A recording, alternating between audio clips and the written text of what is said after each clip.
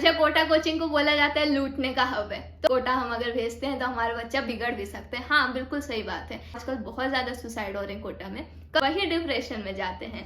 Hey everyone, I am Ashna Parveen, currently second year MBBS student. कैसे हैं आप सब? तो आज का वीडियो का टॉपिक तो आपने देख ही लिया होगा, अबाउट कोटा कोचिंग, कि कोटा कोचिंग क्या है, कैसा है, किसको आना चाहिए, किसको नहीं आना चाहिए, क्या यहाँ पर सिर्फ बिगड़ते हैं बच्चे, क्या सिलेक्शन होगा हमारा कि नहीं होगा। क्योंकि मेरे पास बहुत सारे मैसेजेस आ रहे थे इंस्टाग्राम पे, मेरा पूरा मैसेजेस से भरा हुआ था कि दीदी क्या कोटा आना सही होगा, कोटा में हम बिगड़ तो नहीं जाएंगे, पेरेंट्स आने नहीं दे रहे हैं कोटा की नहीं, कोटा का माहौल अच्छा नहीं है, हम डिस्ट्रैक्ट तो नहीं हो जाएंगे। बहुत सारे क्वेश्चंस आ रहे थे, तो मैंने सोचा क्यों ना एक छोटा सा वीडियो ही बना दिया जाए, जिससे कि आप लोग को पूरी इन्फॉर्मेशन एक साथ मिल जाए कि क्या है कोटा कोचिंग के बारे में। मैं अपने बारे में बता देती हूँ कि मैंने 2 साल की कोटा कोचिंग की थी, एंड सिर्फ 2 साल के ऊपर मैं ओपिनियन नहीं दे रही हूँ। मैं यहाँ पर, अगर आप लोग नहीं जानते होंगे तो मैं कोटा की लोकल ही हूँ, यहाँ पर ही मेरा घर है कोटा में ही, एंड यहीं से मैंने कोचिंग भी की थी, एंड मेरा तो सिलेक्शन हो गया फर्स्ट अटेम्प्ट में, and then I am currently second year MBBS student. तो चलिए स्टार्ट करते हैं वीडियो को कि कोटा कोचिंग मतलब आना किसको चाहिए। सबसे पहला पॉइंट तो ये आ जाता है, वो स्टूडेंट जिन्होंने सोच लिया है कि मुझे करना ही है, एंड वो किसी चीज से कभी डिस्ट्रैक्ट नहीं हो पाते हैं, एंड ऐसा कोई भी नहीं होगा कि डिस्ट्रैक्शन ना हो, लेकिन एक डिटर्मिनेशन होता है ना कि नहीं मुझे डॉक्टर बनना है, बहुत अंदर डिटर्मिनेशन होता है, नहीं मुझे कुछ करके दिखाना है, मुझे डॉक्टर बनना है, इंजीनियर बनना है, ये बन के ही रहना है। उन स्टूडेंट्स के लिए कोटा सबसे ज्यादा फेवरेबल है, क्योंकि यहाँ का एनवायरनमेंट आपको कहीं नहीं मिलेगा। एक गारंटी मैं दे देना चाहती हूँ कि कोटा जैसा स्टडी का एनवायरनमेंट कहीं भी नहीं है, क्योंकि मैंने 3 फेजेस में पढ़ी हूँ। मैं एक स्कूल में पढ़ी हूँ, देन कोचिंग में पढ़ी हूँ, एंड अब कॉलेज में पढ़ रही हूँ। मुझे कोटा कोचिंग जैसे टीचर्स आज तक कहीं नहीं मिले। कोचिंग के टीचर्स दे आर ऑसम, मतलब बहुत ही अलग लेवल के टीचर्स होते हैं।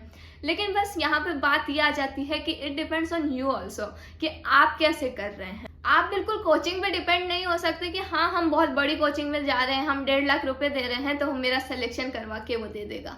50% उसका हाथ होता है तो 50% आपका हाथ होता है। होता ये है ना कि टीचर्स, ये हम जब मैं पढ़ रही थी तो मेरे एक टीचर ने ये बोला था कि बच्चों जब मैं पढ़ा रहा हूँ, मैं अपना 100% दे रहा हूँ, तो नेक्स्ट डे आपको 100% अपना करके आना है, ताकि मेरे को ऐसा सिंक मिले स्टूडेंट से कि मेरे को भी पढ़ाने में मजा आए एंड आपको भी पढ़ने में मजा आए। तो ये ऑब्वियस सी बात है, जब दोनों हाथ से ताली बजेगी ना तभी मजा आएगा। तो ये तो फर्स्ट पॉइंट हो गया कि कोटा कोचिंग किसे आना चाहिए, किसके लिए फेवरेबल है। एंड मेरे पास ये आता है कि 10th में मेरे ये मार्क्स आए हैं, 12th में ये मार्क्स आए दीदी, तो क्या मैं कोटा जा सकता हूँ? तो यहाँ कोई एलिजिबिलिटी नहीं है आपकी कि यहाँ इतने परसेंटेज वाले बच्चे ही यहाँ पर आएंगे। मैं आपको अगर बताऊँ तो मैं जब गई थी तो मेरे 10th में 96% थे, एंड मेरे क्लास में साथ में ही कुछ स्टूडेंट्स ऐसे थे जिनके 98%, 99% थे 10th क्लास में। मैं तो 11 से कर रही थी कोचिंग, तो 10th क्लास में वो लोगों का मुझसे ज़्यादा परसेंटेज थी, बट मेरी परफॉर्मेंस उन लोगों से ज़्यादा बेटर थी। तो सब कुछ डिपेंड करता है आपकी पढ़ाई पे। एंड एक बात है यहाँ पर कि यहाँ पर पढ़ाई आपके 10th बच्चों वाली पढ़ाई नहीं होती, बहुत ही अलग लेवल की पढ़ाई करनी पड़ती है। आपको 12 घंटे मिनिमम पढ़ना ही पड़ेगा। बहुत सारे स्टूडेंट्स पूछते हैं कितने आवर्स स्टडी करना चाहिए। तो आप लोग को आदत पड़ी हुई है अभी तक 10th की, या फिर आपने 12th अगर किया है स्कूल से, तो स्कूल में तो इतना लीनियंट रहता है, तो वो आदत छोड़ के एंड यहाँ पर जो है अपने कंफर्ट जोन से बाहर आना पड़ता है। 12 घंटे की पढ़ाई तो बिल्कुल मिनिमम है। 6 घंटे की तो यहाँ पर क्लासेस ही चलती हैं आपकी कोचिंग के, कॉन्टिन्यूस आपके 1.5 घंटे के लेक्चर्स होंगे, एंड देन उसके बाद उसी का रिवीजन करने में भी 6 घंटे लग जाते हैं। फिर कॉन्टिन्यूस आपके टेस्ट होते रहते हैं। तो वो सब में क्या, आपका सिर्फ पढ़ाई में, अगर आप यहाँ पर किसी भी चीज में इन्वॉल्व ना होना तो आप पढ़ाई से कभी बाहर निकल ही नहीं सकते 1 साल तक। इतना पढ़ाई होता है, क्योंकि मैंने 2 साल की प्रिपरेशन की, मेरा कहीं भी डिस्ट्रैक्शन हुआ ही नहीं, क्योंकि पढ़ने को इतना रहता है ना कि टाइम ही नहीं मिलता कहीं। मैं एक रिक्वेस्ट पेरेंट्स से भी करना चाहूंगी कि प्लीज अपने बच्चों को समझिए कि वो क्या कर रहे हैं, क्या नहीं कर रहे हैं, क्या करना चाहते हैं। जबरदस्ती कोटा भेजने से ये नहीं होगा कि वो सिलेक्शन करवा के आ जाएंगे। बहुत सारे पेरेंट्स ऐसे होते हैं जो कि कोटा आके अपने बच्चों को छोड़ देते हैं, एंड देन सोचते हैं कि मेरा बेटा तो डॉक्टर या इंजीनियर बन के ही आएगा। ये जरूरी नहीं है। हो सकता है आपका बेटा बहुत मेहनत यहाँ पर कर रहा हो, लेकिन फिर भी आउटपुट कभी कभार नहीं निकलता है यहाँ पे, क्योंकि यहाँ पर कंपटीशन इतना ज्यादा है ना। जब आप लोग यहाँ आकर देखेंगे तब असली कंपटीशन पता चलेगा। आपको नहीं पता है कि आपका बच्चा कितने प्रेशर में यहाँ पे खड़ा है। अगर वो थोड़ा भी बहुत अच्छा कर रहा है तो उसे थोड़ी थोड़ी रिवार्ड्स दीजिए, उसका मोटिवेशन हमेशा बढ़ाते रहिए, ना कि उसे डिग्रेड करने का। बहुत सारे पेरेंट्स ऐसे होते हैं डायरेक्ट पूछते हैं बस बेटा ये बताओ मार्क्स कितने आए तुम्हारे टेस्ट में, अच्छा मार्क्स कम आए हैं मतलब कि तुम पढ़ाई नहीं कर रहे हो, वहां पर क्या कर रहे हो, कोटा जाके पैसे खराब कर रहे हो, ये कर रहे हो वो कर रहे हो। तो आप लोग को उनको सिर्फ मार्क्स से नहीं तोलना है, उनसे डेली कनेक्शन में आपको रहना चाहिए। अगर आप यहाँ पे छोड़ के जा रहे हैं, डेली कांटेक्ट में तो ऑलमोस्ट पेरेंट्स रहते ही हैं, लेकिन उनके डेली क्या पढ़ाया जा रहा है, क्या वो पढ़ रहे हैं, क्या उन्हें समझ आ रहा है, क्या नहीं समझ आ रहा है, उनका टीचर कैसा है, क्या है, हर एक रिपोर्ट आपके पास होनी चाहिए कि हाँ मेरा बच्चा क्या कर रहा है यहाँ पे।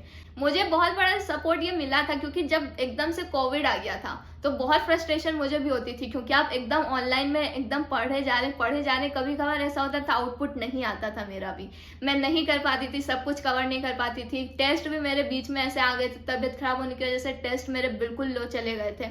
बट सबसे बड़ा सपोर्ट आया था उस टाइम पे पेरेंट्स का कि नहीं जो भी है ठीक है, कोई बात नहीं, कहाँ दिक्कत आ रही है। वो मुझसे लिटरल पूछते थे कहाँ दिक्कत आ रही है, कौन से टॉपिक में दिक्कत है, अपने सर से कंसल्ट करो इस बारे में, ये वो। तो ये सब चीजें आप पेरेंट्स जो भी हैं उन्हें भी करना चाहिए। जो यहाँ पे बच्चे आ रहे हैं उन्हें क्या ही समझे, बहुत छोटे आते हैं एंड देन फिर उन्हें लगता है कि हमने ये नहीं किया तो हमारी दुनिया खत्म, वही डिप्रेशन में जाते हैं। कुछ रीजंस यही होता है कि पेरेंट्स का प्रेशर आता है, कुछ ये होता है कि पीयर प्रेशर में आके वो कर देते हैं, कुछ होते हैं कि कभी भी यहाँ पर जो सुसाइड्स होते हैं, आजकल बहुत ज्यादा सुसाइड हो रहे हैं कोटा में, कभी भी उसका एक्चुअल रीजन सामने नहीं आता है कि एक्चुअली किस वजह से उस बच्चे ने सुसाइड किया है। वो पहले डिप्रेशन में जाता है एंड देन उसके बाद सुसाइड करता है।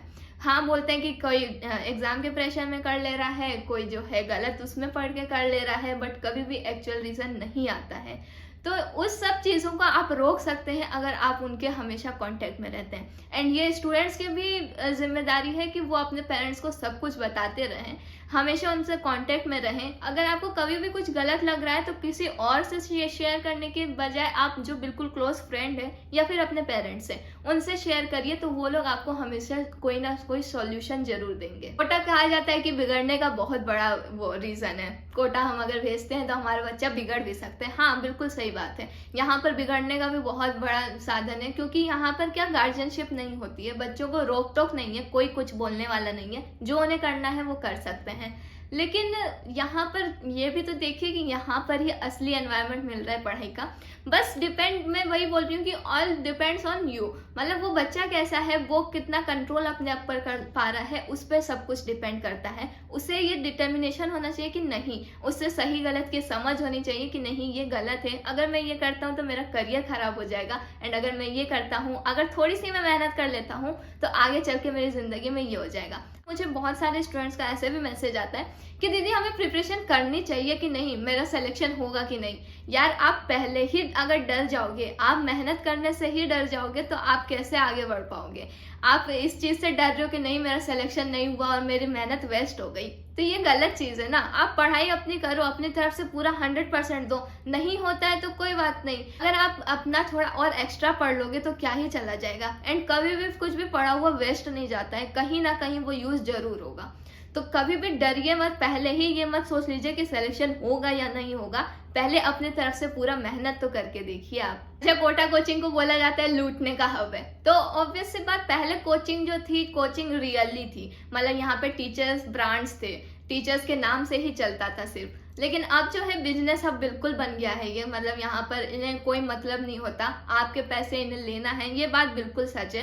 और यहाँ के हॉस्टल्स एंड ऑल सबका तो बहुत बड़ा बिजनेस यहाँ पे चल रहा है। लेकिन उसमें यही है कि यहाँ पर जैसा कंपटीशन आपको मिलता है, क्योंकि मोस्ट ऑफ द इंडिया के जितने भी क्रीम स्टूडेंट्स होते हैं वो यहाँ पर आ जाते हैं, तो इस वजह से कंपटीशन यहीं पर असली दिखता है।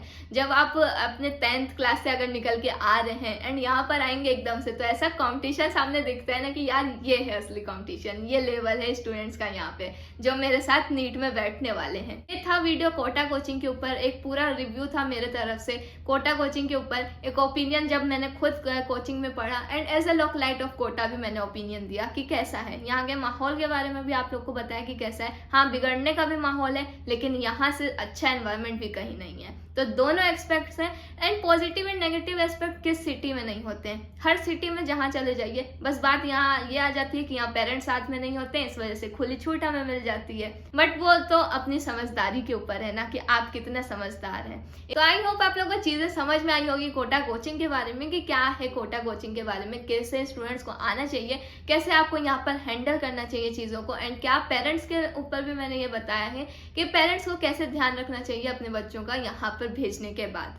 अगर ये वीडियो अच्छा लगे तो इसे लाइक कीजिए, शेयर कीजिए एंड मेरे चैनल को जरूर सब्सक्राइब कीजिएगा। Thank you so much, bye bye.